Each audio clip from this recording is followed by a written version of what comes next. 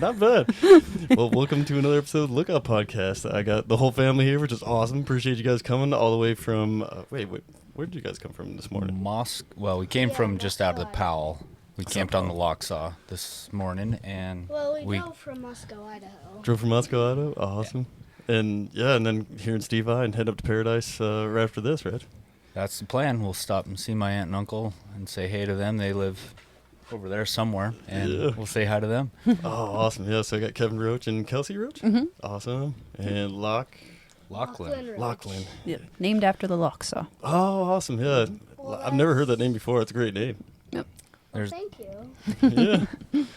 And then got the pup here, too. Yep. Yeah. Yeah, his name Fen is Ranger Fen. Roach. Yep. Ben Ranger Roach. Awesome. And then, so you guys are teachers, and then in the summer you guys go up to Corrall Hill Lookout? That's correct. Yep. Awesome. How long you guys been doing that? This will be the 5th summer up at Corrall Hill. Dang, man. That's awesome. In my 20th year of teaching. 20 years of teaching? Yeah. Holy, how long you been fighting fire then? I did fire for 17, and then this will be my 5th year at the tower, so this will be number 22. Dang, man. That is awesome. Holy cow. You dedicated your whole life to fighting fires and teaching.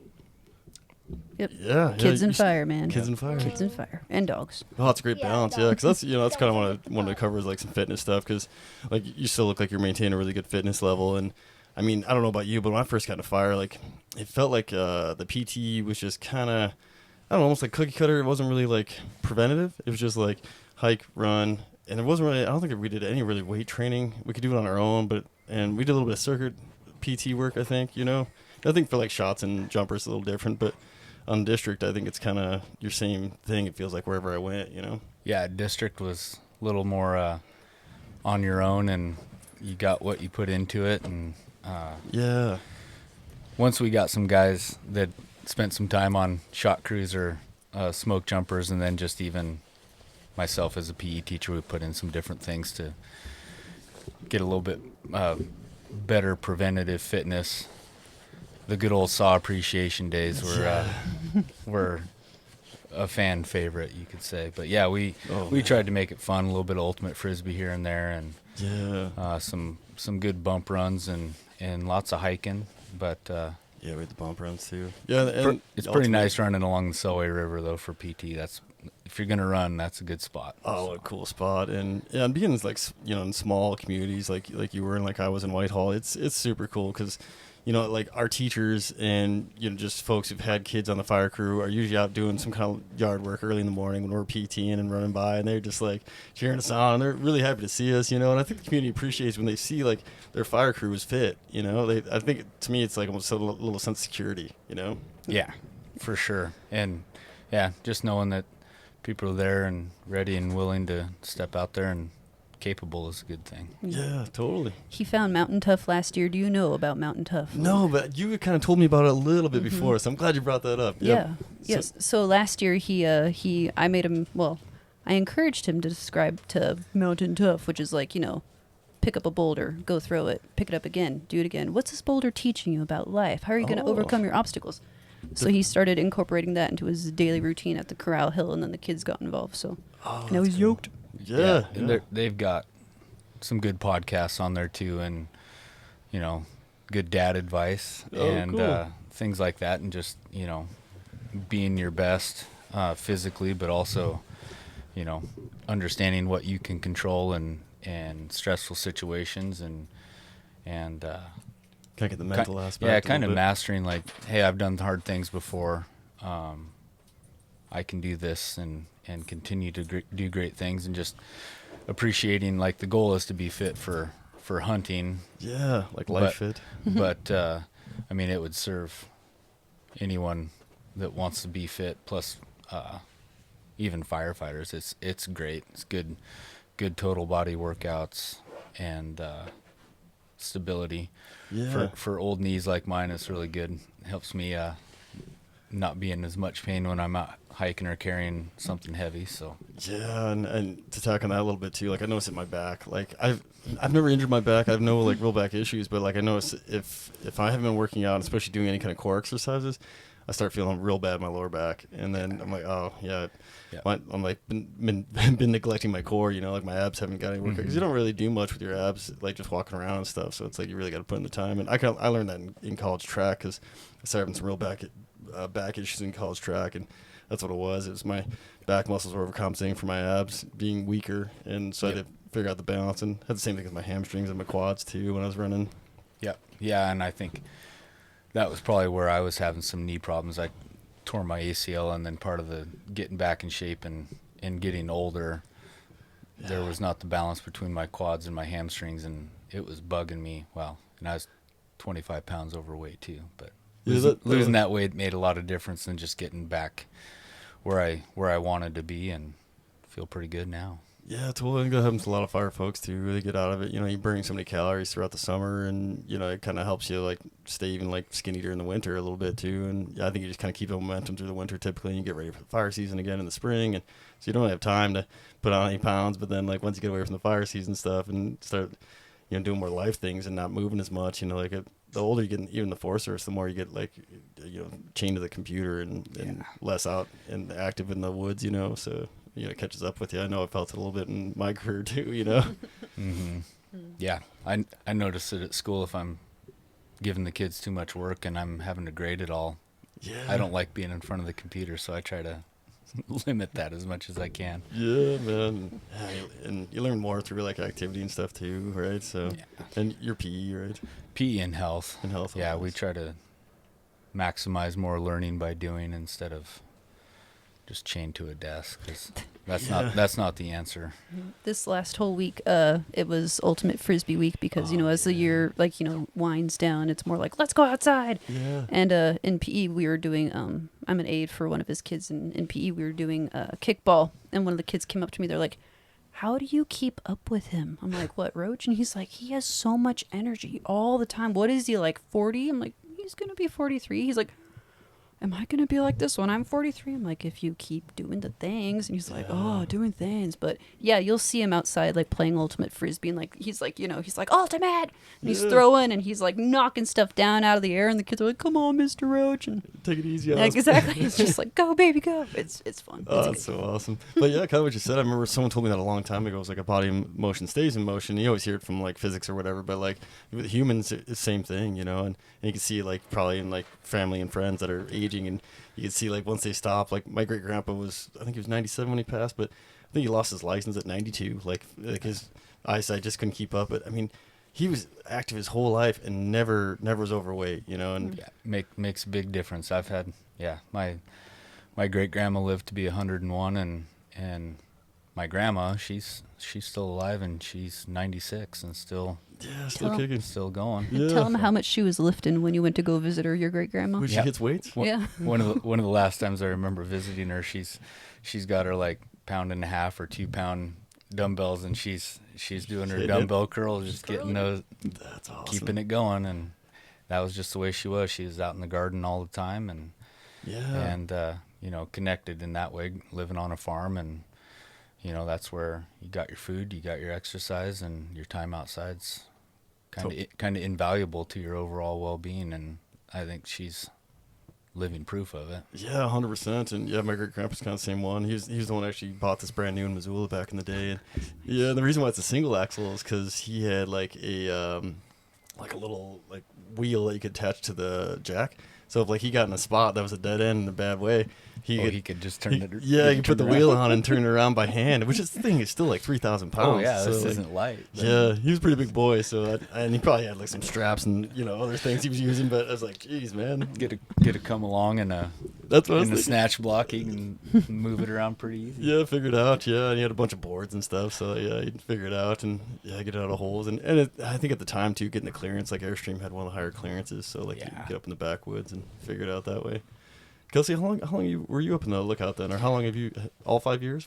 Yeah. So we started dating in 2020, and that's when he got the job because he was like, "What better way to escape a pandemic than go out and drink coffee and pick huckleberries. I'm like, you should freaking do it. Yeah. He's like, you're okay with me being gone for 3 months of the year? I'm like, please go. I'll visit you. Yeah, So I'll find you. I'll find you. So for all the years that he's been up there, I've made sure to go up every other weekend or so too. So yes, That's I've always awesome. I've always liked lookout towers, but never actually had the chance to really go up there. And then started dating him, and it all worked out. Yeah, absolutely. Well, and I think you had a post I saw like a long time ago, or maybe we were just talking through text, and it was like, what better way to still be able to be in fire but spend time with my family and then have my family out in the woods all the time? Yeah, it was the best career move I've ever made, where I'm at my job and just getting to be a dad. We're out there, whether they're building forts, riding the 4-wheeler, picking huckleberries, just hanging out and enjoying the scenery, because it's one of those things. Each day's very different at times, and we're looking down on the Camas Prairie on the kind of northwestern side of the tower, so you just see the progression of everything getting ready for harvest, and cool.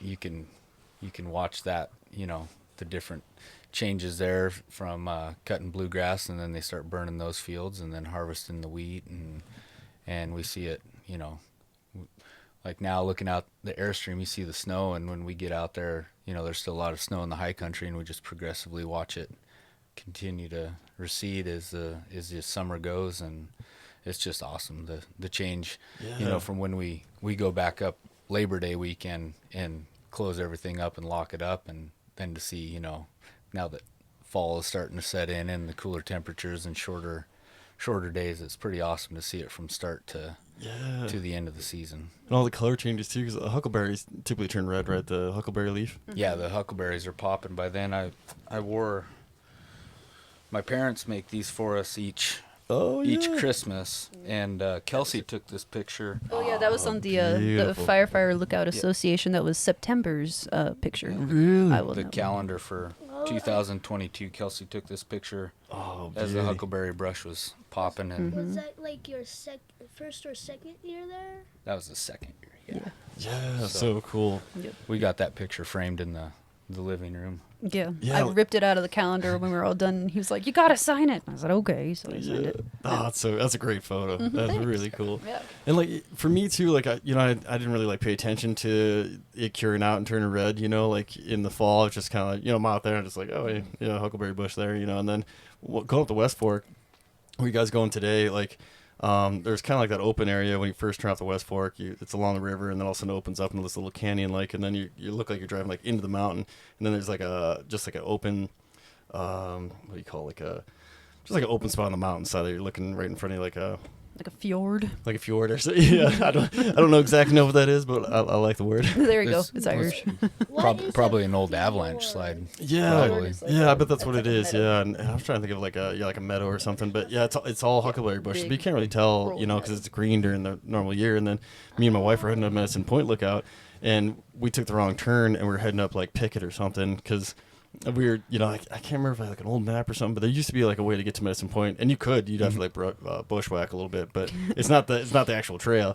But we went that way. It was great because it was in the fall and everything was changing colors, and that whole like avalanche slope was just bright red. And I was like, holy cow, that's all huckleberries that way. It's like, Well, in the mountain ash bushes too, once the berries get ripe and those leaves start to turn too, it's pretty awesome. It is awesome. Fall's a good time. it is a good time, because I think a lot of people back east, especially like in the Maine country and stuff, like they have the beautiful leaves and they kind of claim to have the prettier falls. But I'd say like, man, you get in the right spot around here in the Northwest, it'd be right there with it. I think we just don't have the big trees. Ours are more like bushes and larch. Yep, that's for sure. Yeah, do you guys have larch back your way? Yeah, we do. There's as you're going over the pass and you drop onto the Locksaw there and you get to Powell, there's lots of larch in that area. They're just outside of Moscow. He calls it his favorite woods. There's some public land that's kind of in a land trust there. It's part of the Palouse Land Trust, but It's called Idler's Rest. it's got some big cedar trees and big tamarack in the same little area. So you got these cedars that, they're 2.5 to 3 feet in diameter. Nothing super big, but Yeah. still impressive. And then you got these pushing 180 foot tall tamaracks that are shooting up through the canopy So cool, in there. dude. So it's one of very few places on the earth that has a cedar and tamarack in a situation like that. Yeah, so. like two of my favorite trees in the Northwest. They're so cool looking. We were just up at Ross Cedars last weekend or the weekend before. They got the giant cedars up that way, and then you guys went through Grove. Did you guys see the sign? Yeah, the Devoto. Yeah, Yeah. we walked through it this morning. Yeah. Oh, it's cool, right? They'd never been to it before, so we took a little side. We parked and we ran through there this morning. And That's Yeah, cool. when I saw your story, I was like, how far away is that from, I think I call it Smithville. I meant Stevensville. And you're like, Yeah. I don't know. And Yeah. I was like, Kevin, cedar trees. And he's like, oh, I know the perfect place. Yeah, Devoto Grove. Yeah, I would say it's right there with a lot of people like Ross's. It's Ross's Cedars. Yeah, that's where you yeah, were. Ross That I was Creek like, Cedars. where is it? Yeah, it's up going towards like Libby Troy. So there's when I taught up in the Silver Valley, there's one, kind of where on the way, like where Cat and Billy have their little museum there at the Sprag Pole Yeah. out of Pritchard. There's a cedar grove up there that's pretty impressive as well. Oh yeah, pretty check awesome. that out. It's so cool, man. Yeah, my little kiddo, she's only like 2, a little over 2 years old now, and my brother just popped in like a cat hole, like a tiny little hole in the cedar that was dead, but they get that heart rot and they just really open up in the center. My brother like dives in there. And then my daughter, who's not very big, she just right in there. And even his own kids were like a little like, I don't know about that. And my little kiddo just like don't care. And then I'm trying to squeeze myself in there. My brother's a little bit shorter than I am, a little bit thinner. And he goes in and I'm like trying to squeeze myself in there to go after my own kid. I'm like, oh man. Yeah, we just went in one too. And Lachlan's like, oh, there's a lot of mosquitoes in here. I'm like, yeah, it's time to get up. Yeah. It was just warming up enough. Just like, let's run for our lives. Yeah. We broke the temperature barrier where it was warming up enough for the bugs to come out to harass us. So Ah, dang it, man. Have you ever seen a yew wood grove before, Luke? No. Oh What my is that? goodness. So the yew wood tree, there's a little grove that Kevin showed me. It's off of what side of the Corrall Hill is it, baby? it's just east of Corral Hill. Okay. By this little. Wait, what's He- yew wood? It's a tree that the natives used to use to make their bows. It's really bendy it's- and it's kind of blackish red wood. It's Yeah, really, the really wood's pretty. wood's really beautiful, but it is a very slow growing tree. Usually never gets very tall. Moose love it for browse, like in the wintertime and stuff. But yeah, some of those trees they might not only be 8-10 inches across the stump, but they'll be pushing 300 years old. They grow super slow and just really dense. But then the wood, it's almost got a purplish reddish tint Oh, really? to the interior of it. It's beautiful and it's hard. If you cut very much of that with chainsaw, you're sharpening a lot. It's some dense stuff. Being down in the south when you got to cut all them hardwoods. Yeah, Oh, yeah. If you're in the juniper and the PJ, it's like that. Yeah, it's super hard stuff. dang. But yeah, the orchard he took me to, or the grove that he took me to, I think it dated back to 600 to 700 years ago. Yeah, But it was so quiet and so primitive. Like it was like a kind of a spiritual experience. It's just so dark and so beautiful, and everything is just like really old and ancient and very green. It's really pretty. That's awesome. No, it was the. Do you remember the yew wood? Remember when you fell off that little cement thing and you kind of got a scratch all over your body? Remember that? No, blocked it out. Anyway, Blocked it out. yeah. I have no idea what you're talking about. That was a bad event. I don't remember anything about it. it was a close call. Yeah, we got it. A few band-aids. It could have been more, but it was more adventure. Yeah, more adventure. Oh, man. Yep. Does anyone make any furniture or anything like kind of decorative out of that yew wood? Oh, actually, he and his brother they accidentally fought over a yew wood tree during a fire. Tell him about that. Oh, really? Tell him about when you found the yew. Oh, we were cutting a contingent line on the Johnson Bar fire, and a yew wood tree was one that ended up getting cut down. Oh, Wasn't supposed to get cut down, but yeah. someone didn't know what their tree species was and got a little excited with the saw, and one ended up getting cut down, and we rolled it down to the road to come back to get at a later date. And my brother was on that fire and ended up finding it and found it before we could come back. Rescued for it. He told Kevin, he's like, I found the best piece of yew wood. He's like, that's my Yeah, tree. yeah. Wait, whereabouts did you find this wood? Exactly. Yeah. So anyway, it's in good hands. Yeah, that's cool, man. Is it like workable wood? Like you can make something kind of cool out of it if you wanted? Yeah, I think if a guy knew what he was doing, it would be a lot of lot of chiseling and a lot of sanding and a lot of work, but Yeah. you could make some beautiful stuff out of that, I think. Oh, cool. The reason why I was asking is because my brother, he when he first he got it's not like manufactured, but it's like a pre-built, but it's stick built though. So like when he comes, it's not like a like a double wide is like a manufactured mobile home. His is like an actual like stick built, and then they put together on the job on your foundation or whatever. But he specifically had him not like put a mantle and a railing and something else because he wanted to go do it himself. Yeah, hand hew a tamarack, and so me and him went up actually up Highway 12, found a couple dead ones and brought them home, and he hewed them at my house. And man, I mean the color of that wood is amazing. Yeah, that has some good. Yeah. So imagine the density of tamarack, but then Oh, dude. The color up it even more. Like that's a yew wood tree. I bet I can only picture because like my brother, who's a pretty stout fella, he's a bullfighter, and played football and rugby with me and stuff, and like just a really good athlete. And then my younger brother-in-law, who also played college basketball athlete, he's like 6'3" or something, I think, good sized fella, and took all three of us to wrestle it around. Yeah, to get that log up and into the flatbed of my truck, and holy cow, man. Yeah, tamarack's some heavy wood, even when it's dead. Yeah, exactly. Like, this thing was like it was a standing dead, so it was dried out. It wasn't like taking up any of the moisture off the ground, the groundwater, but holy cow. Like, it was hard, man. And we got it in the truck, and I think we ended up got 3 decent rounds off of that one, or 2 trees maybe, and luckily that's it was workable for him. But holy cow, man, like we were spent just 3 logs, and I come from lodgepole country where lodgepole is super light. That's easy to manage compared to tamarack. Yeah, I can get a whole trailer and truckload of firewood by myself, and I'm a little wore out, but it's not like killing myself. You get a bunch of tamarack, holy cow.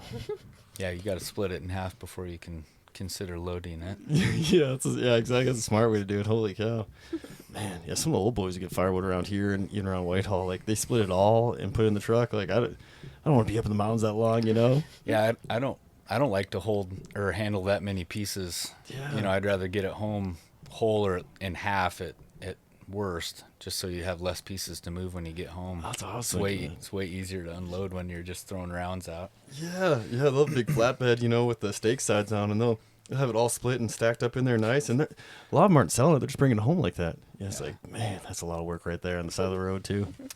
Well, and when I was, probably even younger than him, my dad and his cousins, they'd take the farm truck out, same thing, and I mean that's probably 2.5 or 3 cords of wood, but split it all on site. You made your trip worth it when you haul it out of the woods that way. Yeah, that's true. I remember days. I mean, it was an all day thing to get that much wood split and stacked and loaded. Man, yeah, that's a lot, man. It's a long day. Yeah, what's a cord 4 feet by 8 feet or something like that? Is that what a cord is? I think. Yep. Somewhere around those dimensions. 4 by 4 by 8. Yeah. Oh, you're fine. It's all right, buddy. I keep hearing some kind of squeaky door around us. Got good ears, boy. I don't know where it's coming from. Is there like a camper on the other side there? You hearing that squeaky door? I hear something. Yeah, I don't know. Maybe Probably just a car all the maybe it's the Airstream. Which is It could be a lot of things It's out a there. ghost in the airstream. yeah, for sure. So how much longer you guys think you'll be doing the Corrall Hill? 30 years, I'd say. You got 30 more in you? Yeah, his daughter has dibs when he can finally retire from it. So There you go, man. Pass it down. I think she's eyeing a career in the woods of some kind. She hasn't quite decided yet, but she likes. Will probably be really, really old by then. It's sturdy. It's sturdy. Yeah, exactly. I could shake the top of the lookout. Shake it all you want. That's what it's made for. Yeah. It's been there for 60 years. Yeah. Oh, really? Well, no, 53 was when it was built. No, it's 53. 71. Last year was its birthday, Dang, that's awesome. the 70th. Yeah, the Deer Mountain, I think, was 100 years of service last year. That's down here in the Sapphires. Nice. Do you guys know Deer Mountain? Mm-mm. If you guys do like a tour in the Bitterroot, but just like this valley, and not counting the West Fork part, I'd say Deer Mountain's probably like the best view. St. Mary's is really nice. It's a great view, but it can be super windy up there sometimes. And I don't know, something about Deer Mountain. It's in the Sapphires, but it's like kind of out. So you'll actually drive by it today. It'll be off your left side right after you make the turn to Connor. You can kind of see it. It's tough. You kind of have to know, like if you get a map. Know when to look. Okay. Yeah, you can kind of see a little box on the hill. Like you guys know what to look for, but just the way it comes out on like a little peninsula, you can see like into Lake Como and like into these valleys and the Bitterroots that are super cool, man. That'd be cool. Yeah, it's like the Bitterroots like in your face. We're like, you know how it is. Like if you're in the Bitterroots, like on St. Mary's, you're up on top of the world, but you're looking down on the sapphires in the valley. And it's a cool view, but I don't know. To me, it looks a little better when you're looking into the Bitterroots. You know, like you get that view, and then the sunset into the Bitterroots too. You know. Mm-hmm. Yeah, when we first get up to the tower, we can see quite a bit of country in June when the air is good and clear. Oh, yeah. And we can see Moscow Mountain, so just right outside of where we live. We can see the mountains out of the Whitecap Wilderness Mountains. They're out of Wallowa, Seven Devils, Gospel Hump. Really? Yeah. Oh, yeah. It's and not then- like Reagan's, right? Seven Devils. Mm-hmm. Yeah, and then I'm pretty sure it's El Capitan. I haven't been able to quite This one here. confirm it, but Yeah. if it's a really good visibility day with the spotting scope, I can see a very large mountain, and my best guess is it's El Capitan on this side. So Yeah, I bet it is, man, because it, even like when you get deep in the sapphires, you can see El Cap pretty clear. It just seems to like, it just doesn't have like a lot of things like obstructing its view. You know, it's yeah, cut out by itself a little bit. You know. and Gardner Peak Lookout, which is Yeah. it's on the Bitterroot Forest, but down the river trail there from Paradise. I've been up there a couple times, and Really? it's got some pretty good views, looking right into El Capitan and Trapper and Oh, cool. some of that. It's a pretty cool place too. Yeah, I was really curious about Gardner because it's on us, but like Idaho uses it. You guys use it. Yeah, it's on our district, but it's right on the, it's part of Moose Creek, but it's yeah, you got to go through the Bitterroot. The easiest way to get to it is from this side. Yeah, go like they park at Paradise, right, and hike in. Mm-hmm. Yeah, I heard one lookout was floating down to it. Oh, nice. Yeah, in the beginning of the season, and then would hike out at the end. Yeah, Lisa, who staffs it now, she used to be the river ranger for us at Fenn. So that was her job, was patrolling the wilderness stretch and making sure everyone had their permits and were cleaning up after themselves. And I got to go on a trip with her Really? one year to start the summer, and that was a good way to start the summer. I met up with her in Lolo, and we got our groceries right here. Oh, really? And headed over the mountain and aired up the boats and headed down the river. It was awesome. Oh man, what a great way to start the year, man. Mm-hmm. His kids all have like little mirrors to flash Tom on cool water. So on a really good day too, like he'll text Tom, be like, "Okay, look towards us," and like we'll flash each other. Oh, that's so cool. Yeah, it's a good time. Yeah, and that's like something so simple like that is so cool. So that year when I went up to Medicine Point, I actually proposed to my wife up there, and Aw. everything was done but Deer Mountain. It was kind of a late fire season, so all the lookouts I think were done except for Deer. I think even Willow, which is like right up here, was done. Do you guys know Tanner Fruit up Willow? Yeah, I'll have to show you guys his stuff because he's got it set up as like a sound studio. Oh, It's nice. super cool. So I'll tell you about that in a second. But we were up in Medicine, and I brought a radio with me because I knew Ellie, and I'd call Ellie to give her a heads up, like, "Hey, we're going to be up on Medicine Point. I'll hit you up and I'll give you a mirror flash when we get up there." And she flashed us back, and it's cool because especially they have the Alidade still in there, the firefinder, so I can cue right in on where Deer Mountain is exactly, and I already kind of knew, but it helped my wife to look at it, and then a mirror flash, you can't miss it, and it's like, oh yep, there she is right there. Yeah, it's a weird little thrill that you get. It's so primitive, but at the same time you feel so connected. Yeah, right. Yeah, it's Yeah. like a little connection for Yeah. sure. Yep, It's so cool. It's like a really long telephone, like with a can, but with sunshine. Yeah, totally. Yeah, it's super cool. But yeah, Tanner Fruit's up here in Willow Mountain. He's been up there for a while, and there's actually a fella who inspired him that's over by you guys somewhere. Plays guitar. I think we talked about him before. Have I talked to you about him before? Oh yeah, and up in Coeur d'Alene or Sandpoint area, maybe. No, he's up Highway 12, I think. Okay. Oh, maybe I'm wrong. I don't know. He's been up there for a long time. Played like really good musician. Plays guitar. I want to say. Was it Tom? Cool Water Tom? Maybe it was Tom. He does play guitar. Is he good? Is he really good at guitar? I don't know. I've never heard him play, but I know he does play. He Yeah, makes great cookies though. Does he really? Oh, Yeah. yeah. There's some musician and I want to say maybe I didn't release this podcast yet, but my friend Danny Atkinson was hiking him in one time, and there's I think he said there's 7 or more switchbacks up to it. Mm-hmm. Oh, Maybe are you talking Oregon Butte? Oh, maybe that could be it.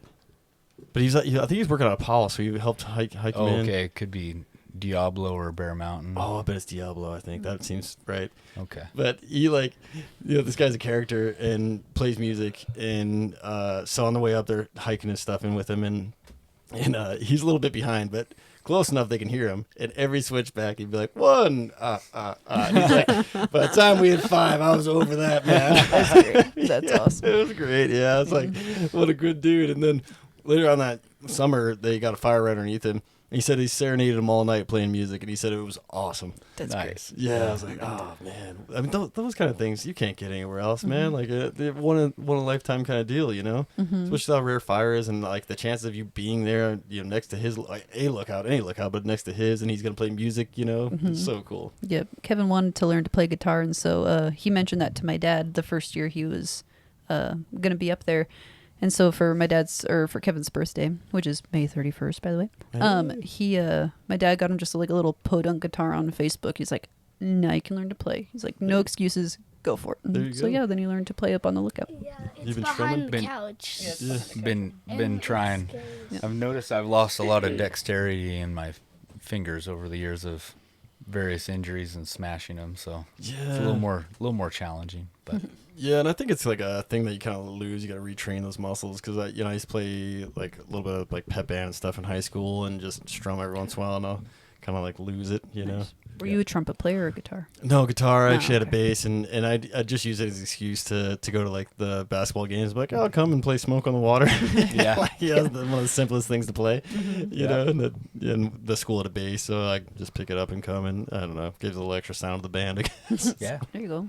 Yeah, but I noticed like if I pick up a guitar now, I feel like my left hand just doesn't know what to do, and not that I was ever great, but it's it's like training those fingers again to be where you want them to be. yep, yeah. If you don't use it, you lose it. Yeah, but yeah, back to Tanner though. He's in the summer. He'll live stream out of the. He's got his own Starlink.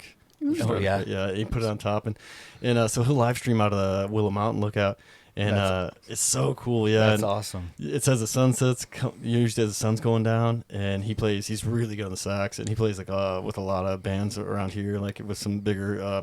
He's got a big one coming up, the Wilma in Missoula here soon, or maybe I already missed it, but either way, and he's got like sound tables and all kinds of different instruments, and like he'll have like a friend come up, like he had this gal come up and sing in there with him last year. And it's cool because like a lot of times I'll be on my drive home from work, and I'll just like put it on, and he's you got great music, and then you got a little video going on, and he's got some lights going. It's super Nice. cool. That's awesome. That's awesome. But that was kind of the inspiration for this, is because I was injured. I had a tumor, and I couldn't do anything. Like I probably really wasn't supposed to even be driving because like my blood pressure would spike so much that it would I'd get a little lightheaded and stuff. So they didn't know what to do with me. So like a lot of times I'd just be out patrolling by myself and just trying not to get too crazy active. So I go up and hang out with him a lot, and I was up there, and I'd already thought about like doing a podcast myself, and there's something else I was like thinking about, and I was like, dude, you need a podcast, man. Like, look at this, you already got set up, And he's like, no interest, and I was like, and that's kind of how the name became Lookout Podcast, because I was up in this lookout in Willow Mountain Lookout, just like, Nice. man, this would be kind of cool. And then I didn't really want it to be like Smoke Jumper Podcast, because it just feels like then it's like Smoke Jumper and nothing but that, and I'm sure there'd be some guys like, Smoke jumpers. yeah. The Jumper Bros. Lookout Podcast is a better name than Smoke Jumper Podcast. It's just too long. Yeah, thanks, man. I appreciate that. Yeah, I think you're right. Yeah. But he's got both in the logo I though. got the little jumper there. It's covering all the bases. I like it. Right Yeah. by a lookout. Yeah, and now they don't even jump that parachute anymore. That's the round there. No, now it's all squares. Every now and then the Air Force will buzz the tower. Like, really? yeah. Did they do it last year too, Kevin? Well, they didn't last year because they had the temporary TFR because of that fire between us and Pilot Knob, so they didn't buzz us. But yeah, there'll be a F-15 or two. I mean, they'll be below us, and we're really not even that high. But they'll scoot through the saddle between us and Pilot Knob, Man. just cooking. But I wonder how many of them were like permission to buzz the tower. Like, Yeah. how many of these boys are living out the Top Gun life? Yeah, absolutely. And it's pretty awesome. You hear them coming, and I've got a video of a couple of them, and they'll get through probably the most dangerous spot right through the saddle, and then as they're before they get like to Grangeville and Camas Prairie, you'll just see them kind of doing barrel rolls and messing around and having a good time. Dream. Yeah. I wonder if they. Really cool to watch watch them. They must have really practiced for a really long time. Yeah, I bet. Yeah. Just like another hand form, I think. Yep. Why don't you tell them about the retardant drops that we could watch Oh. on the fire last year? It was really cool because I spotted the fire. Wait, did I? Yeah, you did your first day. Yeah, I spotted the fire, and it was like a week of like them dropping retardant in water. It was super cool. Yeah. Just painting the mountainside, huh? Yeah, it was so Helicopters cool. and tankers, and then they had the scoop planes too. They were flying Oh. over to Dorshak Reservoir and loading up and Cool. flying back. So yeah, we had quite the air show. That's really cool. What a great experience. There's not too many fellas your age that are getting to see something like that, man. Yeah. Yeah. I'm pretty lucky. Yeah. So, Hopefully we can find some mushrooms over there when Oh, yeah. when we get up there in 2 Morels. weeks. Yeah, Morel should be popping. Mm-hmm. That's another thing that's super cool about where we live is like the seasonal stuff like you were kind of talking about in the beginning. Is like we got the morels in the beginning of the season. There's a little bit of a lag, then the huckleberries start popping, and it's super cool. Yeah, and the fishing, like Yeah. the salmon are running. There's a lot of people heading. Steelhead. Most of them are below Kamiar right now, but there's a lot of fishermen that are out there trying to catch some fish too. So yeah, and he caught a pretty good smallmouth last yeah, year. Really? it made a really good lunch. It Yeah. was delicious. Yeah, tell them how you put it up. Like, what'd you put on it? Whoa, yeah. We cooked it with put pepper on it, and then we put it in like it was raw, and then we put vinegar, Lime juice and salt. lime juice, and salt, and it was delicious. Yeah, Yeah, like we- a best thing I've ever ceviche. had. We cured Yeah, it like and ceviche. And And I forgot what I was going to say. That's No, it's all right. just Happens to me all the time. embarrassing. Yeah, me too. You're No, not embarrassing at all. The mic will do it to you, man. It'll kind of take your memory from you a little bit. Yep. Man, that ceviche is good though. Some of your age eating ceviche, man, that's big because I didn't eat it until I was like almost 30. yeah, me too. So yeah, he's all about that. Man, The daughters love just like drink chips. the tomato juice. Like his youngest daughter, Kalia, she'll be like, "Can I have some ceviche?" I'm like, "Do you want ceviche, or do you want the juice that comes in?" She's like, "The juice." And I'm like, "All right." there you I'm go. like, "Eat some of the protein." She's like, I "Fine." like Yeah. to do the chips, and I just tried the shrimp in there, and it's good. With get the juice and then shrimp on it, and Oh, yeah. it's delicious on a chip. Yeah, it's so good. Such a good combo. We kind of started a little September tradition. We meet a couple other friends and we go up to Selway Falls, and we call it grouse camp now, but we go out kind of scouting for deer and elk, but looking for grouse and Yeah. and Yes, is so good. really good fishing too in September. The trout are pretty hard not to catch that time of year, so Oh, beauty. we enjoy the fall colors and a little bit of hunting too. So Oh, that's awesome, man.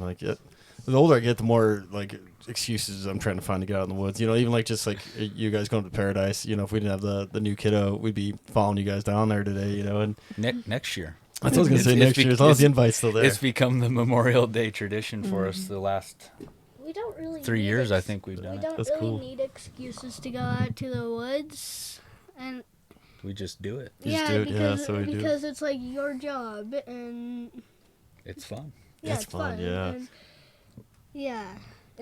Yeah. I forgot what I was going to say again. Nah, it's all No, right. it's all right, man. Living the outdoor dream. Yeah, and for me, it's getting the Smith River permit I pulled a couple years ago, and then just an event like this, going to meet you guys in Paradise, and just having stuff on a calendar to go for, Yeah. 'Cause- At the school, he actually he had this idea for an outdoor, it's like an elective basically, but he's using 2 of Steve Vernella's books. Oh yeah. What's it called? Indoor kids and outside kids in an indoor world, and then did I reverse that? I think you reversed. Okay. it. And what was the other one? Something about crawfish. Catch a crayfish, count the stars. Yeah. And so Oh, man, great titles. Yeah, so all these books about Steve Vernella of Meat Eater, he makes sure that his kids are outside all the time, no matter what, rain, shine, all that stuff. And so reading these books, I got them for Kevin's birthday or Christmas or something, I don't remember what. But they resonated with him so well that he started to implement it in with his children, and that's resonating so well with them. He kind of like just like told our boss, and he's like, what if I made this like outdoor class that I get to take kids like, maybe to Idler's Rest, or we go to Hordman's Pond and like watch the ecosystem. And she's like, it's brilliant. Yeah. So the board is looking over it right now, but yeah, he's gonna have those 2 books and just like tell kids like, we were meant to be outside. Totally. It's gonna be okay. Let's go do it. Yeah. Maybe you should start like an outdoor club, like maybe like do like stuff in the field and stuff. Maybe sometimes every other Friday I can join or something. Yeah, there you go. There you go. Yeah, you can hang out with the 8th graders. They'll be fine. Outdoor clubs every Tuesday Yeah. during both lunches. And then Moscow Middle School. And There maybe you go. after school on Friday, Yeah. so I can join in or something. We'll, we'll figure something out. Yeah. I got pretty lucky because like my 4th grade teacher was all about it. He was his name was Mr. Tomei, and he was just about getting connected with nature. And I feel like my brain worked better because I was one of those ADD hyper kids that like if I was in a classroom all day, I was not catching a lot that was getting taught. Yeah. And Me too. yeah, totally, man. Yeah, you're not alone there. And then even in high school with our biology class, we did like pond water studies, and then we were out messing with weevils and knapweed and that stuff. We're still the foresters and everybody's still doing today with like knapweed controls with the weevils. So it was cool to be a part of that in at my sophomore year of high school. We got to do quite a bit of stuff down at the fish hatchery at Dorshack. Oh, with the fishing game and stuff in biology too. And at Kamia High, we had a really good teacher teaching that. That was good. that's huge. Yeah, but it's interesting you say that, like that you were a kid that just couldn't sit still in class. There's a reel going around Instagram, I'm sure you've seen it, where it's like when you take like, the quote unquote like, hard kids and you take them out into nature, they're like the automatic leaders. And so the kids that are having a hard time sitting still and stuff, once you take them out into nature, like their brain just like comes alive. So Yeah. you're made for it. Yeah. Yeah, totally. That's kind of what happens to me. Like, I love going out, and it was so fun. Like, last Friday, I went on a field trip to Kamiak Butte, and it was so fun. It was awesome. Yeah. Oh, Were you the one leading the adventures? We're like, come on, kids, let's go this way. Were you like in the front of the group or in the middle? Well, me and Teague were like Addie and Ellie started the group, and then me and Teague kind of went up in the front, and then we were the first to get up at the top. Nice. And then the first in Miss Quayler's class to get on the bottom. Awesome. Oh, that's awesome. Making leaders out of all of us. Nice work, man. Yeah, totally. They're just supposed to be meant to be outside. I mean, there's so many things. Like I heard a quote not too long ago that was because I was talking to somebody about me being a hands-on leader, hands-on learner, like everybody is. Like, because remember when we were growing up, there was that thing. There was like, you got your hands-on learners, and then you got your people who you can just kind of tell them, or what's the other learner? Auditory or visual, yeah. Yeah. It's like, no, everybody's hands-on. Like, no matter what they tell you. And this was like kind of an older fellow that was telling me this, and I was like, I think you're right. Yeah, I think there's a lot of truth to that. And having taught a while, doing it is way more powerful than talking about it or watching someone else do it. Yeah, totally. And I think that's why I struggle with like math in high school and stuff is because, it'd be written on the board, and like someone would go, like our teacher would be doing all the equations all, through the whole period on the board. And none of us would be getting up and trying them. And then at the end, you get your assignment, like, do the similar things that I did all class period. It's like, oh, okay, yeah. Yeah. I didn't remember any of that, because I wasn't doing it. If I was up there doing it, then it's getting loaded in my brain as I'm doing it. And then whatever I'm going to be hung up on later on at home when I don't have someone to ask, it's like I'll get hung up on it with the teacher there and be able to help guide me through, like, whatever it might be, Forgot to step in the equation, Yeah. They're teaching math a little bit different now than we were taught. Like, we were just taught, like, you learn your multiplication by memorizing and then you'll figure it out later. Yeah. Now with math, the way it is they try to take kids through the step-by-step process, and it takes like 2 pieces of paper to do one math problem. It's really complex. And teaching middle schoolers this new version of math, like, I'm old school. I was like, in middle school in like 2000. So they're like, Miss Kelsey, do you need some help? I'm like, I remember the Pythagorean theorem, but I don't remember it like this. Yeah. They're like, there's another way. I'm like, oh, there is. But I know I heard that with like a few, parents our age that are kind of the same issues. We're like, I don't know this math. Yeah. Exactly. Math is math. Even though I didn't go to school in the 2000s, the early 2000s. got you. Yeah. Well, that step-by-step math is still really hard, and I don't seem to get the point of it. Yeah. Yeah. Your frontal lobe isn't fully developed yet. You'll figure it out. Don't worry. Took me, I think it was 25 for men. Yeah. Yeah, so your brain will stop you growing got at some 25. time, my friend. Yeah, you go. At least 25. Yeah, I think I was a late bloomer. Mine could have been closer to 30. Maybe it's still working out. I don't know. That's I did okay. some damage in there too. So We'll round up. You'll be fine. yeah. Oh man. And then so with Corrall Hill, how close are you guys to? I'm trying to think of the Tarzan buck. What was the lookout that he built? To Otter Butte. Otter Butte. Yeah. So we can see Indian Hill from there. Oh really? And then Otter Butte's just east of that. Oh, gotcha. So Do you guys talk to John then when he's in there? John Crawford. John's over on a tower on the Montana side now, but I work. I was there while John was there for a lot of years, and even prior, that mountain hadn't had a major fire on it. Besides that 1934 fire from the Tarzan book. Oh yeah. So a lot of that country had all pretty much grown back, and you wouldn't really know it. But then in 2003, there was a pretty big fire called Slim's Fire, and we had to evacuate John off of there, and that was quite a long project fire. And Was that the one that almost ate the tower? I saw a video of one getting really close to it. that was 2015. It burned again. Oh. Reburned through all of that dead and down, and it cooked it pretty good. But yeah, there's little repairs that had to be done at the tower, but it made it. Oh, good. Yeah, because the one video maybe you had it posted or something. But yeah, it got really close. It's like, it's gone. It cooked it pretty good.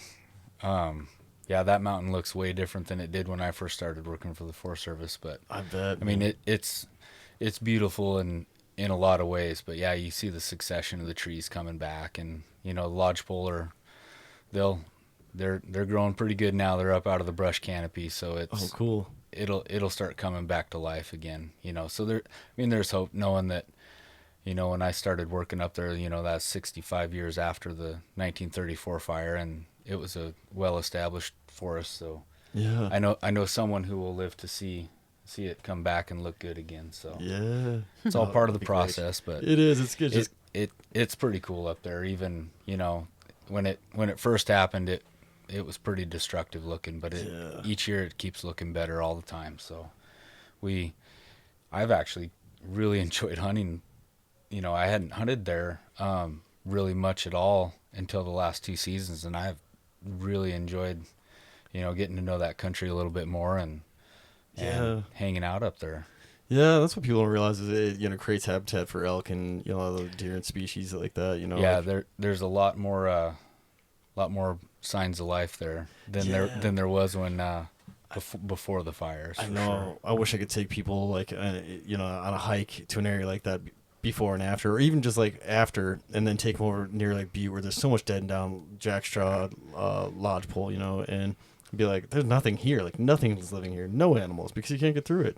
Yeah. One of my fun memories was my rookie year there, and we were cutting brush, trying to get that road a little easier accessible up to the tower, and it was cold that morning. It was towards the end of August, and it was my last day of work before going to college, and Johnny calls us on the radio and says, "Hey, I got some huckleberry muffins up here for you guys when you're ready," and and some coffee. Yeah. And we're just a couple miles below the tower, and like, man, that sounds really good. And we're loading up and taking our coats off and getting ready to get in the truck, and then patrol flies over, and there's a lightning strike right below the tower that John never saw the smoke on it. And I look at that hillside now, and the trail, like you could hardly find the trail going down the ridge there, and now when I'm elk hunting up there, it's wide open and you can see 1,000 yards. And I remember walking down that trail the first time, and I was shaking my head this fall, and I was like, man, this is way different than it was 25 years ago. But dude, I bet. It's pretty awesome. Yeah. Well, it's wild too to hear like John's stories about the weather coming up so fast in that country. Like I think it was on my podcast that he talked about how he was in the spirit world. He's close to death when he was like hiking back from Otter Butte that one time, and he just barely heard his wife's voice through like the fog. I was like, holy cow! Yeah, dude. Yeah. We see some of those storms come across the prairie when they cross, like Joseph Plains and coming out of Oregon there, and man, they come hard and they come fast. And even just Labor Day this last year, it rained overnight on us 2 inches there. Jeez, man. Yeah, his rain collector was empty. Then when we woke up in the morning, it was the last day. We were packing up, and he checked the rain collector. It was like, I think it had filled over. Oh, yeah, really? it was completely full, like slopping out of Jeez. like the main canister, not just the skinny Yeah. part that it funnels into. It was It- really rainy. It unloaded on us. I was glad we closed 5 out of the 8 shutters the night before it really started raining you're hard. smart. Thank goodness, because Yeah. We were all soaked by the end of it. We just got in the car. We're like, oh. So Froze. then, yeah, we were like, we need food. So we went to Ryan's Wilderness right after that. So Oh, nice. rainy. I had to change my pants, and then we went to get like a milkshake and a burger at that restaurant across the river. Yeah, Ryan's Wilderness Inn. at the Wildy. At the Wildy. Yeah. Oh, man. And Yeah, then we nudged our way home, and then they turned out fine. Yeah, then it turned out fine. yeah, I don't think people realize how, porous Lookout is. Oh my You know? gosh. Yeah, yeah. There's no f- insulation. you feel the breeze. Yeah, and then when it gets hot, it's hot really in there. hot. Oh, man. Yeah. It usually we have, it's not ever that bad, but there's usually a week or so when end of July, first part of August, where it's pretty miserable because there's no wind blowing or anything to help try to cool things it off, and it's pretty hot then. But most of the time it's just right. Yeah. It's funny though because like, you know, in Moscow it'll be like, you know, 97 degrees, and then he'll take a picture of the temperature up at Corrall Hill and it'll be like 87. And the kids are like, it's so freaking hot. I'm like, it's 97 here. They're like, ah. But that 10-degree difference, they still are cooler than us. But then when they get down to, you know, the lowlands and it's like 95 degrees, they're like, I'm gonna die. So, yeah. Altitude. Yeah, totally. And then being up on top of the mountain, you have like you have more sun exposure, right? You see the sun earlier and the sun later. And that's what I noticed in Medicine Point. Like, we were freezing for a little while because at the end of the season, you know, the temperatures dropped right away, and the elk were bugling all night. It was amazing. But it got like super cold. But then like, I don't know, 5:30 in the morning, even at the end of the year, you know, the sun was still coming up really early. It was still baking us like right away, like, oh, okay. We got like no sleep. Yeah, it always feels like the morning, you know, up till 10 o'clock till the sun's above the shutters. Then it doesn't seem that bad. But first thing in the morning, yeah, it heats it up pretty fast. Yeah, we were just cooking. Yeah, that sun comes up awfully early in the summertime. Do you guys get the elk up there, like bugling in the fall there?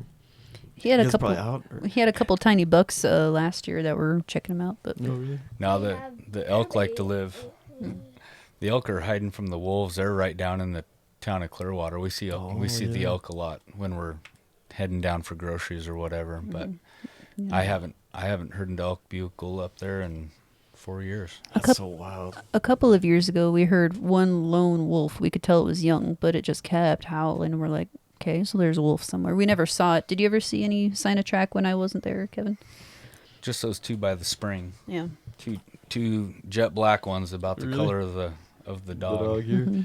Oh man, the pretty black. jet black ones to me are like way more spooky. Like there's one in a field in Twin Bridges. We were going to a training down in Dillon, and it's just south of Whitehall there. And early in the morning, all of us are just like in the gov rig, just kind of like I think I'm just going to like helitag or something, you know? Like all right, Yeah. heck, I'm training, you know. And my one friend's like, that's one big dog. And I'm like, look, I'm like. And he's pretty far away. I'm like, that's bigger than a dog. Like that thing's Yeah. way out there, you know. And it was a big black wolf, and it was just like, you know, like kind of almost like a day like this, where it's like rainy, you know, kind of misting, and just like this spooky big black animal in the middle of this field. Like, oh man, that was a scary animal. Yeah, those eyes. Yeah, Yeah, we've got a couple resident white-tailed deer, and I planted some flowers. I might try again this year, but as soon as they start looking nice, then the deer come and rip them man. out. And I Yeah, think you should We also- plant them up on the top of the lookout Yeah, where the it- deer can't get them. If I had the planter boxes up top, they wouldn't bother them, but I have them down below. And We yeah, have they'd come get him. There are also free range cattle on Oh, Corrall yeah. Hill, so he like the snapdragons were popping and like the petunias were perfect, and he came home for like, you know, pizza and a shower and like, you know, change of clothes, and then when they got back, he's like, they were eating my flowers as soon as we drove up. So all the cows The just cows were take in there? advantage as soon as he's gone, and They're you all know, like waiting. yep, Like, there he clean goes. up cow pie duty. Yeah.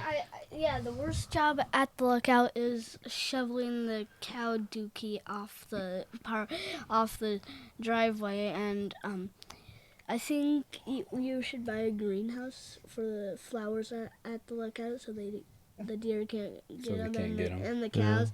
But maybe some cows get angry, wondering where the flowers are. Yeah, just we knocking tried- the we did- greenhouse down. We try to keep them out of our bubble. They logged that probably 25 years ago, so we've got, that's why our huckleberries are so good. Is got nice easy exposure for the sun and but the downside is, and the cows want to come out there and graze too, but they all have bells, so you can kind of know where they're at, and the kids kind of got them trained where they tend to kind of just hover right around our clearing, and that's great. But it's like they know as soon as we leave, man, they're up there and they make themselves at home while we're gone. Well, yeah, like me, Millie, and Kalia grab sticks and like we hide, bang on a tree, and then go hide behind another tree, and then they get scared, and then thinking it's probably like a wolf or something, and then like we start running towards them, and then they start running away down the hill. Spooking them off, yeah. Yeah, it's just fun. Oh, it's fun, man. Yeah, not too many kids are getting that experience. That's so cool. What a great way to grow up and to live, man. Yeah, it's pretty fun. Oh yeah, it's awesome. And Corrall, was it just the one that was open? Is that how you ended up there? Or? Yeah, I talked to, guys at Moose Creek because I wanted to stay there. I didn't want to really work anywhere else. Well, the original job offer that I had was at Waldy Lookout, which is on the north side of the Locksaw, not too far from the Locksaw-Selway confluence there. And well, then I'd be working for the Locksaw district instead, and I was like, well, until something comes up. And anyway, so I accepted that job. Well, like almost right after I sent the email saying, hey, I'll take this job, then the guy from Moose Creek called and said, hey, well, we're looking at least one opening, maybe two. And I'm like, well, okay, well then that's easy. So I emailed the other person back and said, nope, sorry, I'm going back to Fenn. And it was supposed to be Indian Hill originally. Well, it had been kind of left vacant, and it was a little in disrepair. Oh, gotcha. After that fire, they hadn't had anyone up there, and so the summer started off being kind of a recon. Like, okay, well, what needs to be fixed up there? And anyway, between the resident mice and a few other issues up there, and how much work it was going to take even to get it livable for an adult. And I had my kids with me too. My boss like, well, lead-based paint. Turns out Corrall Hill's open, so you want that? And I was like, yeah, that probably is a better fit at that time. A little more moving ready. Mm-hmm. Yeah, so it was ready just to get up there and get going. So. Oh, nice.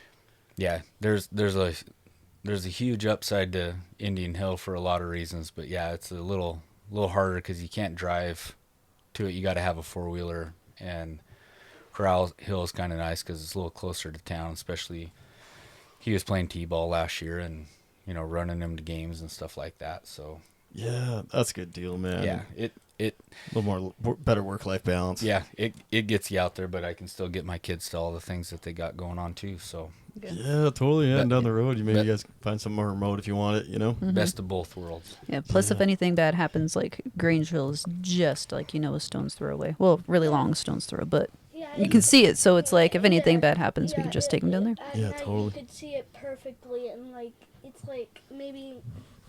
Is it like half an hour drive to Grangeville? No, an hour drive? It's a little closer to an hour, probably. Like 40-minute drive down. If there's an emergency, it's fine. Yeah, not too bad. Yep. That and life flight's a good combination. Yeah, totally. Yeah, and it gets real bad. I think Two Bear Air will come all the way out there if you guys need it. And yeah, that's always in my back pocket. I'm always thinking about Two Bear Air, because they're so capable. Those guys do good work, that's for sure. Man, yeah, amazing. Yeah, well, best birthday present my parents have been getting me for the last 20 years is a Life Flight membership. So, really? Yeah. Oh yeah, man. Paired. One of those things that I'd be glad to never have to use, but we got it. And our Garmin with the SOS link, so the inReach. The inReach, yeah, that's huge, man. I know I gotta get a little smarter with that kind of stuff, you know, like, 'cause I go to a lot of spots where, you know, it's like there's no cell phone service and only, you know, 1 or 2 people know where I am. Yeah, my uncle that lives here in Stevensville, he had his last year when we went to Paradise and was showing me, and Yeah, he just looked at me and I was like, get it. my wife encouragingly nodded, said, "Yeah, you really do need that for what you want to do." So, Yeah. Did you guys get like the little keychain one? yeah. Yeah, it's so convenient now. Remember, they used to be kind of big, so it's kind of Yeah. pain, and now it's like this nice little keychain. They're pretty easy to use and just nice to have a check-in. Yeah, he found a way to have it go to his phone so he could like text me like, you know, like, how was your day? What you doing at the coffee shop? But then the bill was like $150, so now he has to keep it like down to like, here I am, good morning, I love you, goodbye. Like we can't text like we were, but then it was, you know. Oh, you don't have any service up there, hey? Yeah. Well, that was during hunting season. Yeah. Oh, during hunting, We got full service there at Corrall Hill. Hill. Oh, Yep. nice. Yep, Friday nights are movie nights for the kids. But with the Grauman, he just found a way to like text like regular, not just like, you know, the built-in things. And he's like, yeah, I don't think I can do that anymore. That was really expensive. But No. it is possible. Like the old collect phone calls where you Yeah, exactly. Yeah. 99 cents every minute. Yeah. That's what that overtime in the summer's for, I guess. Yeah, totally. Yeah. Oh, man. With the rain and stuff. Oh, the rain and stuff. Yeah, it happens. Here we go again with the rain. Man. Yeah, I couldn't hear it at first because of the headphones. I was like, oh, yeah. Man, got some good ears. Mm-hmm. Man, well, I won't keep you guys too. I mean, how long do you think we've been sitting here? I'd say about an hour and a half. That's Hour my and a half. guess. What do you think? It feels shorter than that, but Time flies. What do you think, Lockland? well, this is kind of fun. Like talking for like an hour and a half. Sharing some stories. Good It's almost stuff, 1:30. Yeah. Yeah. Yep. About time for second lunch. Mm-hmm. Yeah, get some Okay. snacks. You guys got any supplies you got to pick up before you head up? Bread. We need Just bread. just a loaf of bread. Nice. Are you guys doing the sourdough thing up at Corrall Hill? Like No, I Smoke Chaser, was it? I should, yeah. Yeah. I should. Yeah, that book. I've read that at least twice now. Just Man. cool stories. What a great book. Yeah.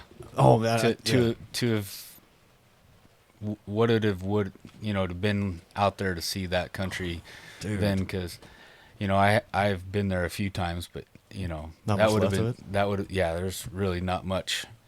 Ate an apple from one of the old Really? apple trees that was still alive there the last time I was there. Cool, man. It was the really bungalow, right? Mhm. Oh man. Yeah, just the CCC camps that were around this country and the things that they were able to accomplish was pretty awesome. And that's what's cool about going over to Paradise and seeing the Deep bridges Creek. that they Oh. built and Yeah, 'cause that road was constructed by the CCC and Yeah. Fenn Ranger Station on the Selway and just so many things that and Yeah, the Lots Magruder of- Bridge there. Yeah. lots of lookouts, and we could bring that back. There's a few young men that would benefit greatly from Oh, 100%. doing that again. Yeah, it's just like a cool life experience to share. I mean, MCC's close, but it's not, CCC's a little bit more, I don't know, like well-rounded. Like it's more of a commitment, I guess, but it seems like more fun, Mm-hmm. Well, and there's nothing wrong with Raining really some hard, kids getting- you know. getting that military-based discipline for some kids that really need it would be a good thing. Yeah, totally, man. You get some good structure early on. I mean, I think everyone almost would benefit from that. I know I would have. Just like some good, well, I mean, Boy Scouts and like a few other sports and stuff helped me get that. And my dad, is pretty good structured wise that way, But I think, having something that you're like a part of a team too, like that's, you hear a lot of people talk about like hot shots and crews. It's like you're part of the team. Each person has their own tasks they have to do. And if that doesn't happen, the whole team, Yeah. is going to hurt. So it's like, You're only as good as everybody on your crew, so Yeah. everyone's got to step up and do their job. yeah.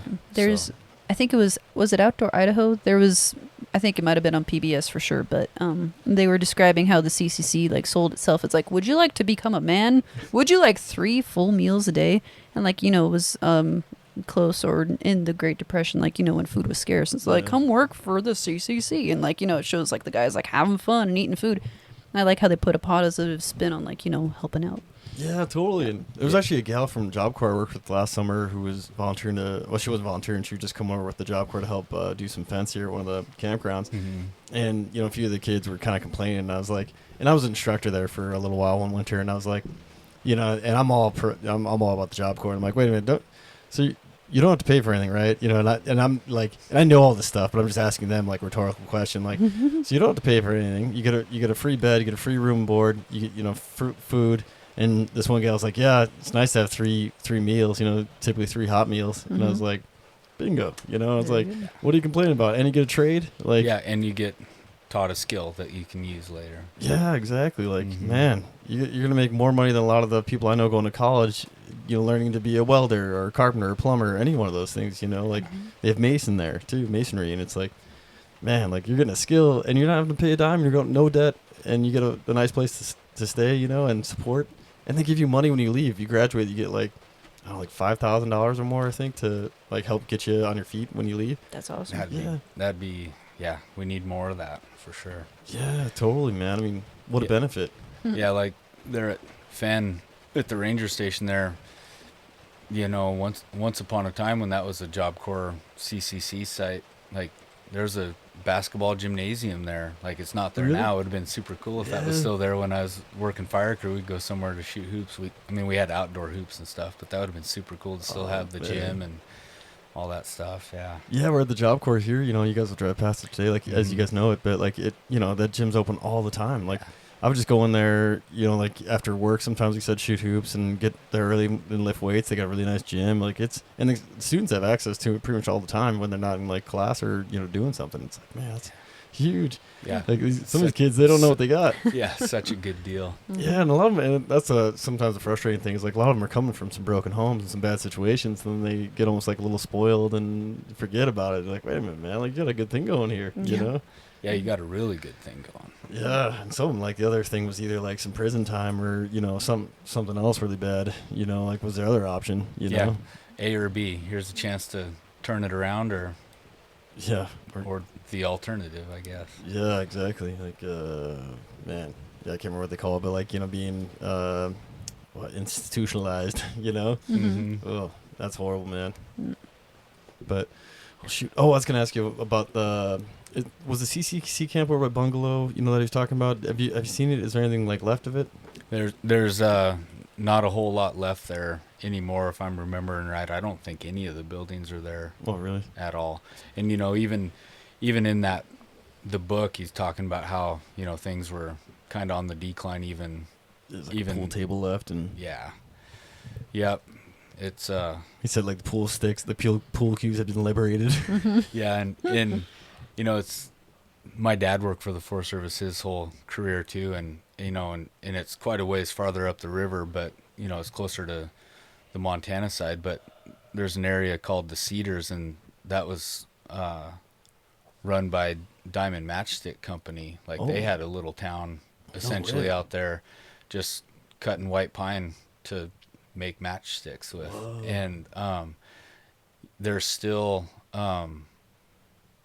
camper pad spots. Like if you know where to look, you can still see evidence of where things were. And my dad said when he first started working for the Forest Service, they had a little gas station there, and you'd go in there and get an ice cream cone and a little convenience store. But if you were just casually driving through there, you would never know any of that stuff. But he showed all that to me when we were out there hunting a couple years ago. That's so cool. So, yeah, and there's nothing left of Bungalow either, huh? No. Dang, man. Yeah, and it's a shame for those places kind of go away. Like I was in northern Arkansas on a Region 8 burn module with the jumpers one time, and it's cool. Like, down there, they're a little more low speed, which I think is awesome because like one of the guys that's working with, he was like, wanting to earn our keep, so we're out there even in the rain, dropping these big heavy hardwoods, and it's it's a lot of work. And then some of those things are hollow, and they just like puke this nasty stuff on you when you cut into them, and the smell, it sticks with you.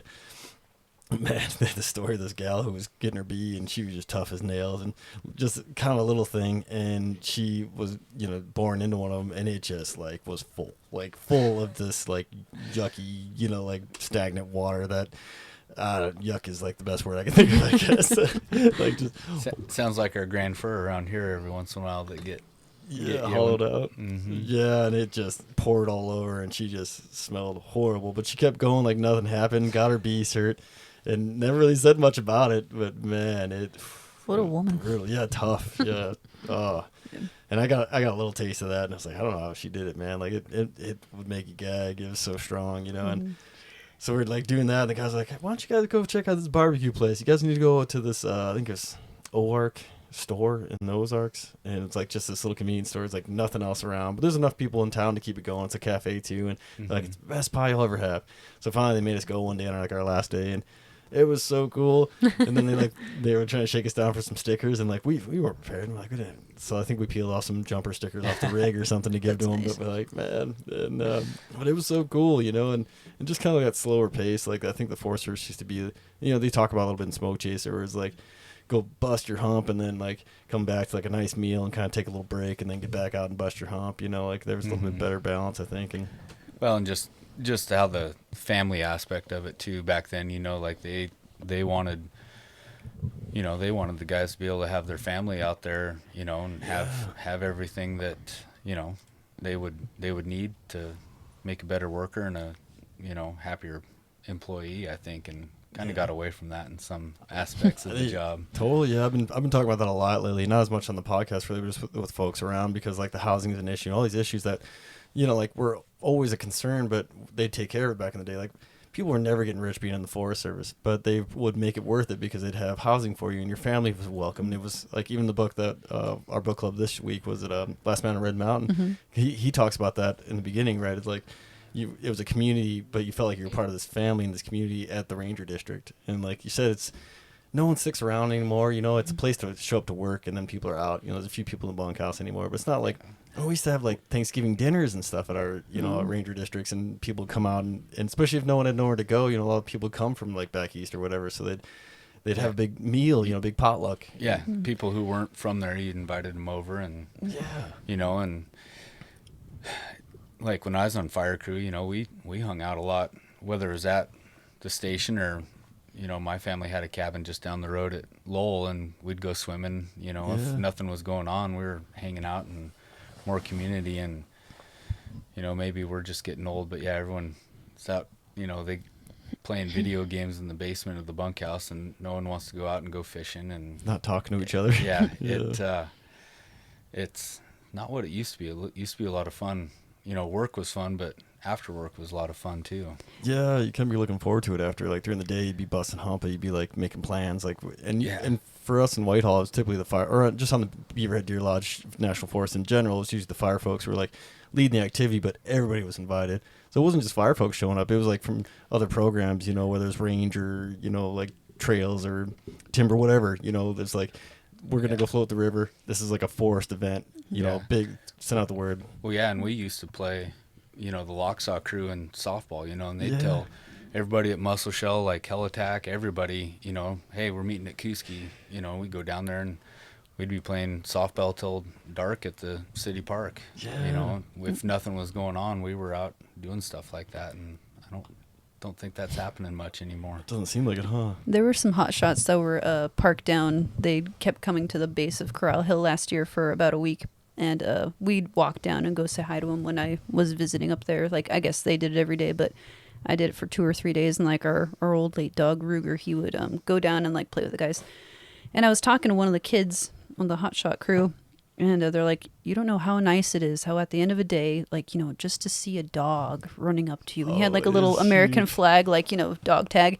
And he's like, it just feels so much better knowing that at the end of the day, there's a dog waiting for me. Yeah. They left eventually, but were they from California, that crew? That was Idaho City. Shots. Oh, that was Idaho really? City. Yeah. But yeah, But those... there was Californians coming up to way too early trying to steal our huckleberries from Millie. We had to wake up at like 5:30 to pick them. Yeah. Every day. Mm-hmm. But and even when I first got in the Forest Service, my first role ever was to Silver City. I think it was in 2009. Like, because in 2008, with guard school and stuff, that was my actual first season in 2008, and it was just guard school lasted so long, and then not much was going on, and then we weren't sending people off forest at that point or something. I don't know. I just didn't leave the forest my first year. And then the second year, got to be on an engine roll and got down to Silver, and Silver was going off pretty good. And there was all these resources from everywhere down there, and you know, the Silver City Hotshot crew was down there, and I think maybe they were leading it, but like every day there was like softball either for PT or afterwards there'd be like, hey, come play softball, and they throw teams together, and like you said, it was either like if there's another crew visiting, it was like them versus Silver City Hotshots and, you know, Helitack, Smoke Jumpers, whatever. But, you know, because there's a Smoke Jumper spike base there too. So it was like all these fire people from all over the nation getting there, you know, at least from the Northwest. And probably all over the nation, I guess, get Cherokee Shots or somebody might have been there. And it's like, man, What a community. so cool. Yeah, what a community. What a good hang. And then also a good way to network. You're like, man, like, you know, maybe you're working with Medawin or something from Illinois, and you're like, man, I like these guys, man. I'd like to go spend some time with them, you know, because they get to do some cool burning up in like Minnesota and Michigan and stuff that like we never get to do. It's how you get the winter gigs or the off season, you know. Yeah. Get out and go travel. Yeah, I know a lot of guys go to Mississippi or Florida and get those other chances to go help them out and do burning. And you know, when we're buried in snow here, you might as well go over there and get some work in. Yeah, totally. Like that was one of the really big benefits for me for jumping was like, you know, I didn't have to like hustle as much in the fire season because I knew Region 8 was going to be around because, you know, the jumpers usually have that big connection there, and send someone down to Atlanta to kind of help with the hub there, and you get on a jumper mod. And so, and a lot of times like guys would just like, you know, anchor up down in somewhere in the South and hang out and like, you know, be, you know, R&R in place and just get on with the next mod and just keep rolling, like go back to back. And it's a good money maker. You don't feel like you have to hustle so hard when fire season comes, you know? Yeah. But, Yeah. When you got, you know, so many hours already in your pocket before, then yeah, you don't feel the pressure that, oh, we got to get this many fires and I got to have this many hours of overtime to make the money I need. So. Yeah, totally. 'Cause I think a lot of people like comfortable. It's like 500 hours overtime is usually a lot of people at least are trying to get to, and then, you know, you get the other guys who are like hot shots that are trying to hit 1,000, but 1,000 hurts, man. You do too many of those, and that really wears on you. And yeah. My buddy Bob that works still there at Finn, he hit 1,000 either last year or the year before, and he's like, I need a break, man. Oh, that's man. too much. It is too much, man. I only got, I think I hit 1,000 once or twice, and then just been in the ballpark a few times, and oh man, I feel like I need like a month just to like recover, you know, like get away from it for a minute and just like take a week to sleep, you know, and then slowly get back in alive again. Yeah. I always, with teaching or going back to college, I only once worked into September, and if I made it to 300, you know, from 1st of June to towards the end of August, that was a okay summer for me. 300 was kind of what I always aim for, but yeah, that's good. September's a moneymaker I always missed out on because I had to go to my lower paying job. So yeah, right. Yeah, because August and September is usually like when you get really bank those hours because June's not much going on. July usually doesn't get going until the end of July, you know, and then, you know, August and September, like you said, where it really comes in. Then you kind of get some trickle in October if you're on a district or something. If you're still on, October can still be pretty good too. So yeah, totally. We've been watching the snowpack and like how it's slowly going, you know, so fast. And Kevin's like, I think it's going to be a lot of overtime this year. I hope you're okay with it. I'm like, you go and make your money. Yeah, no, it's going to be intense, but yeah. Yeah. Oh man. Like we've been talking for like a million years now. I know. It's been like 2 hours. I know. It's I got an hour 18 on the old timer here, and I was about to wrap it up so you guys can get on the road and hopefully make it to paradise before it gets dark. Yeah. But appreciate you guys coming out. Thanks for coming on. Yeah. Good to meet you. Thanks for having us. Yeah, good to meet you guys. Good to meet you. Yeah, we'll have to do it again. Thank you for letting us come here. Yeah, thanks for joining. Say it in there so everyone can hear. Well, this was fun. Bye. Thanks, I appreciate you. Thanks.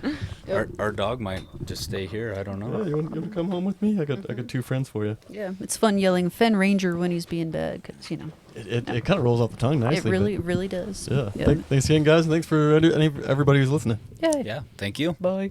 Bye.